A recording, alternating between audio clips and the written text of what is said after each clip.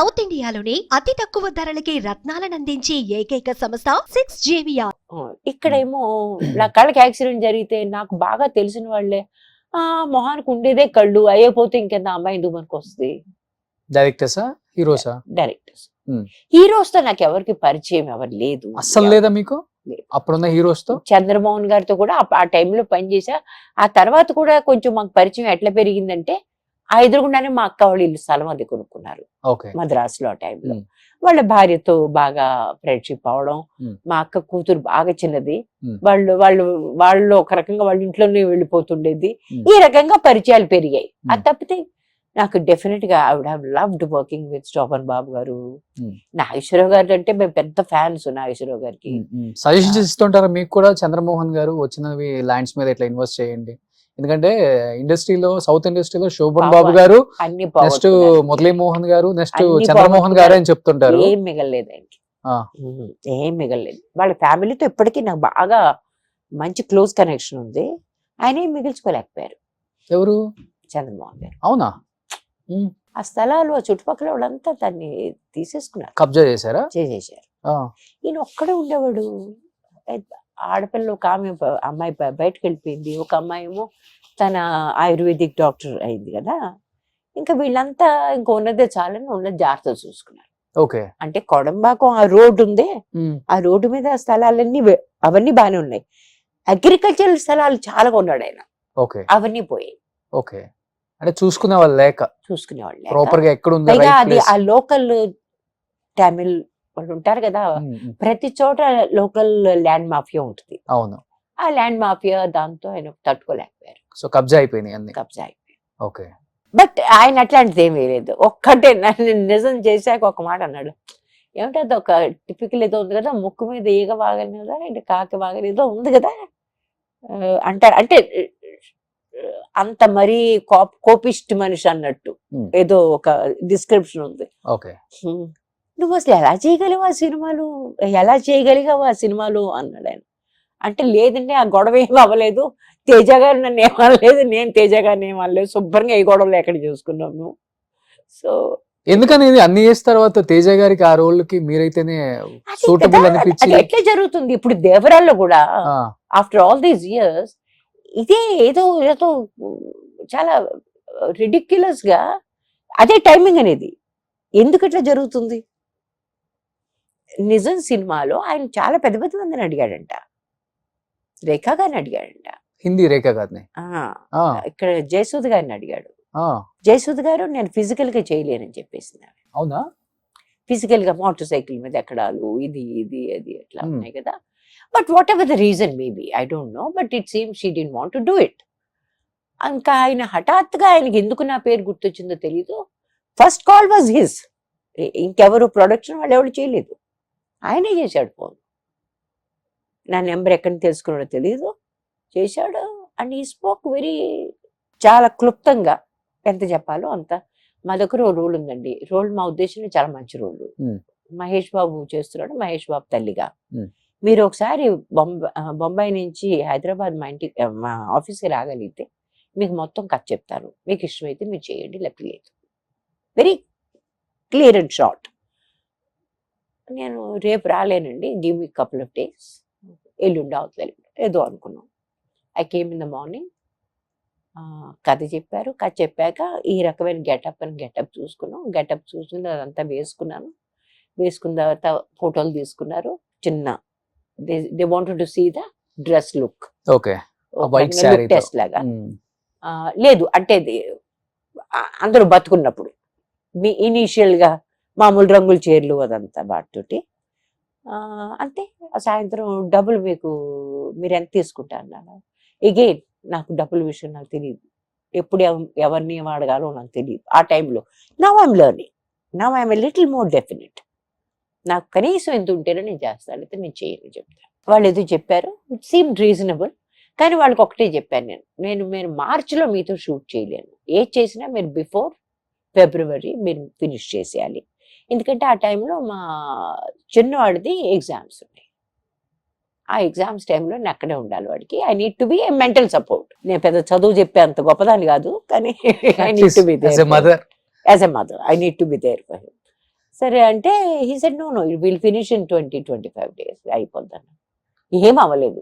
సరిగ్గా వాడి ఎగ్జామ్స్ టైంలో మొత్తం ప్రతి సెకండ్ డే షూటింగ్ ఉండేది. నేను పొద్దున్న వచ్చేదని, సీన్ చేసేదని, రాత్రి వరకు వెళ్ళిపోయేది. Okay. I came about 20 times. ఎందుకంటే మొత్తం ప్రకాష్ రాజు కంటిన్యూస్ గా డేట్స్ ఇవ్వలేరు. ఆయన చాలా బిజీ మనిషి కదా. ఆయన ఎంటర్ అయ్యాక ఇంకా ఆ రకంగా రావాల్సి వచ్చింది. మహేష్ బాబు గారి రియాక్షన్ ఏంటి సినిమాలో మదర్ రోల్ మీది అనగానే? ఆయన కూడా చాలా ఇయర్స్ తర్వాత మిమ్మల్ని చూసుంటారు. ఆయనకి అది తెలియదు, పెద్ద హీరోస్ అదే ఆయనకి ఏం తెలిసి ఉంటుంది. ఆయనకి అప్పటికి పుట్టాడో లేదో కూడా తెలియదు నాకు. So he used to make fun of me initially. వీళ్ళిద్దరు కూడా, తేజ తను కూడా.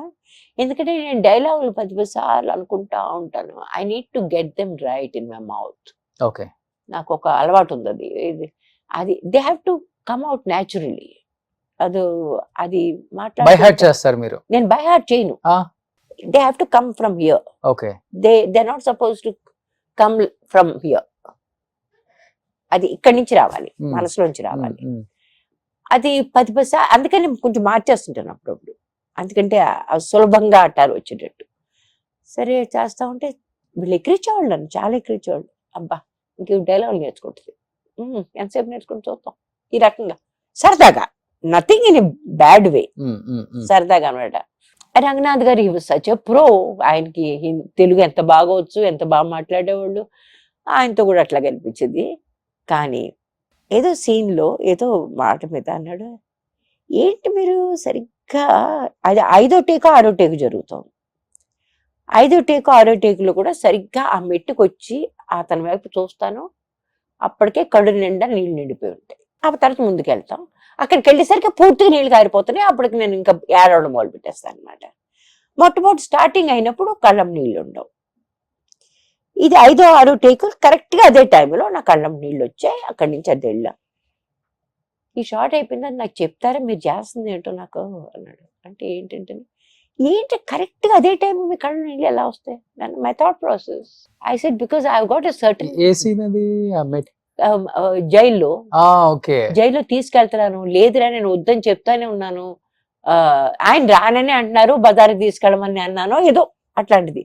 అంతకుముందు రాత్రంతా జైలు ముందు కూర్చుని ఉంటుంది. పొద్దున్నే ఆ అబ్బాయి ఏమో ఎగ్జామ్ తర్వాత వెనక్కి వచ్చాడు.